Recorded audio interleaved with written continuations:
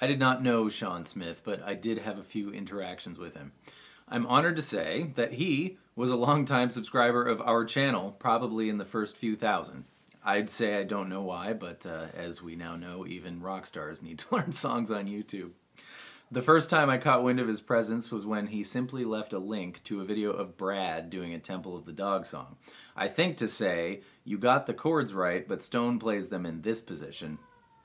Touché, Mr. Smith. Needless to say, I thought it was pretty special you were here. Another time we heard from Shawn was after I addressed him directly in a video. Shawn responded by leaving a comment of copious length and specificity, telling a story about the recording of a Brad album. Shawn mentioned Andy and Stone, and he told us, among other things, why the keyboard was tuned slightly in between regular tones. When I read that comment, I felt that I was, in a very vague and oblique way, but in a way, nonetheless, an honorary member of the club. The club. For the day. I'm sure anyone who read that comment also felt that way, and I was very proud to have had something to do with bringing that to you all. That was incredibly generous of you, Shawn. Thank you. For anyone wishing to join that party, I'll link to that video in the description, and Shawn's comment will be the highlighted comment. For the record, in 13,916 comments, that's the first highlighted comment. As fans of people who make music, we are blessed in that, as our heroes fly away, we are left with the exact thing that germinated in their hearts, bounced around in their brains, made the cut, was mulled over for untold amounts of time, perhaps while psychotically pacing the house, I know because I do this, and then brought into the studio where the work has only just begun. Even better, we can learn to play it ourselves, expressing the fruits of that labor of love using our own human hardware. This, in my opinion, is the very best way to honor the musicians we so admire. With that, I say, from the bottom of my heart and on behalf of all of us, thank you, Shawn, for your life and work. And with that, I say, let's do How to Play Wrapped in My Memory by you, Shawn Smith, supporter of the cause. All right, now obviously we're on the guitar, and Shawn was on the piano when he played the song, but put your capo on the first fret. Play a D chord. That's the chord that's going on, but Shawn does something here that I thought was really interesting, and honestly I've never contemplated before, but a D suspended 4 means, right, putting your pinky finger there to add a G note into the chord, but he puts it into the bass. So it's a D suspended 4 with a G in the bass. Use your thumb on the 3rd fret of the E string, and you want to pluck the D string as the regular bass note first, and then kind of do your strumming, right? So like pluck, strum, strummy, strum, and then pluck.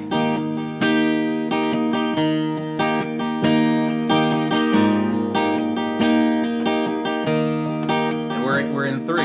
1, 2, 3, 1, 2, 3, 1, 2, 3, 4, 5, 6. So your strumming pattern is the strumming pattern in Ubiquity for 6/8 time signatures, or 3/4, same thing, right? Down, up, down, up, down, up, down, up.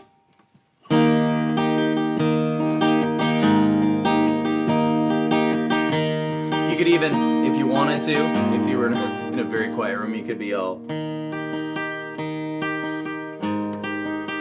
kind of mimics what the piano does a little more, but doesn't give it much flesh there with the guitar. All right, next part. All right, when he says the title, and you're wrapped in my memory, it's B minor. This is the 42-second mark. B minor, and then it's G, but you keep hearing that F sharp in the top of the piano, so we're going to treat all Gs as G major 7s, which you can do middle finger on E3, ring finger on B3, and pointer finger on E2. You're going to mute your A string.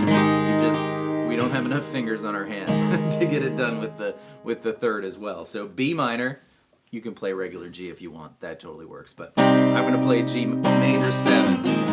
It's kind of a hard shape to get to, so notice how I kind of gave myself time. Slow-mo. And then D, but we're going to play D major 7 next, so to prepare, I'm going to just use my pointer finger on G2 and middle finger on B3. And then we need the A string 4th fret. B minor, A, G major 7, and and then that walk again.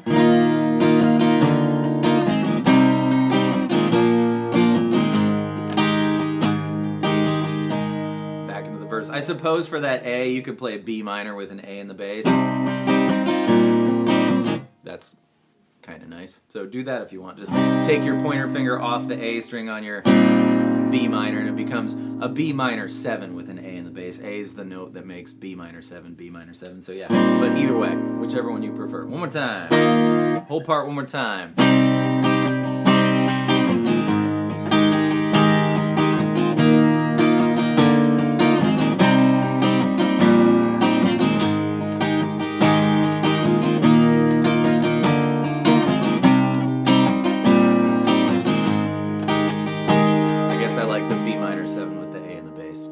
You do either. It just struck me that in the verse, when we're playing the D sus4 with the G in the bass, you could take your pointer finger off and then that literally becomes a G major 7. Also good. Play either one.